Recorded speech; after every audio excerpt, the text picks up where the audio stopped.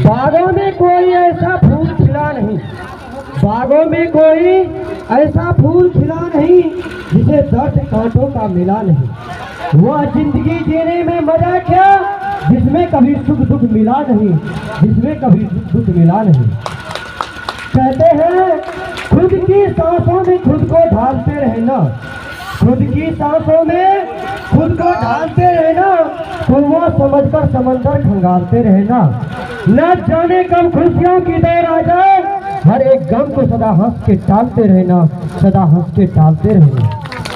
वास्तव में हर एक मानव जीवन में सुख के साथ साथ दुख को झेलना ही पड़ता है, चाहे वह साधारण मानव हो या फिर मर्यादा पुरुषोत्तम भगवान श्री राम हो।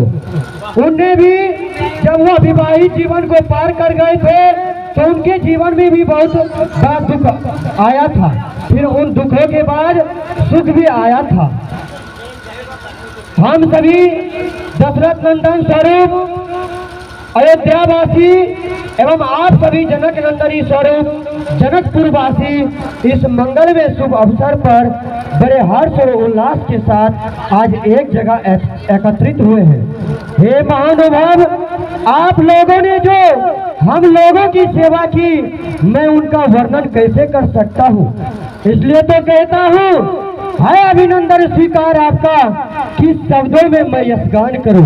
है अभिनंदन स्वीकार आपका, किस शब्दों में मैं यशगान करूं।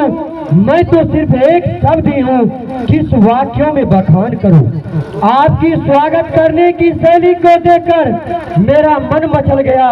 रास्ते में तो झेला कष्टों को बहुत, मगर ऐसा स्वागत हुआ कि मैं खुद को भूल गया हूँ। जिस प्रकार रस का प्यासा भावरा गुलाब रूपी रस को पाकर मधुमस्त हो जाता है, आज उसी प्रकार से हम समस्त बरातगण को पाकर मधुमस्त हो रहे हैं।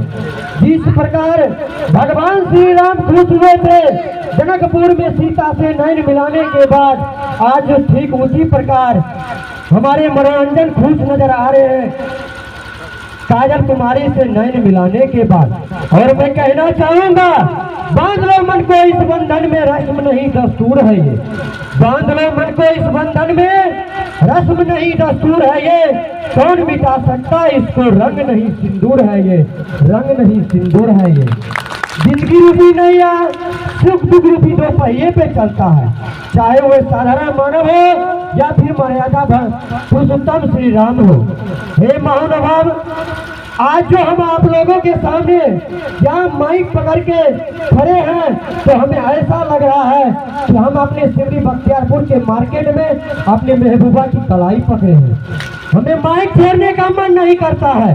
जिस प्रकार कोई व्यक्ति अपनी महबूबा की कलाई पकड़ता है तो उसे छोड़ने का मन नहीं करता है, लेकिन समय की भी अपनी मर्यादा है।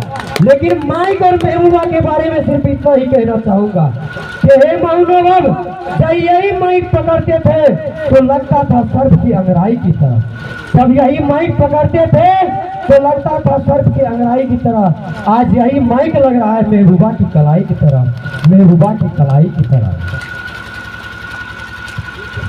कहते हैं समय की भी मर्यादा है, इसलिए ज्यादा कुछ नहीं बोलना चाहूंगा। कहते हैं वक्त को जिसने नहीं पहचाना उसे तो मिटना ही पड़ा।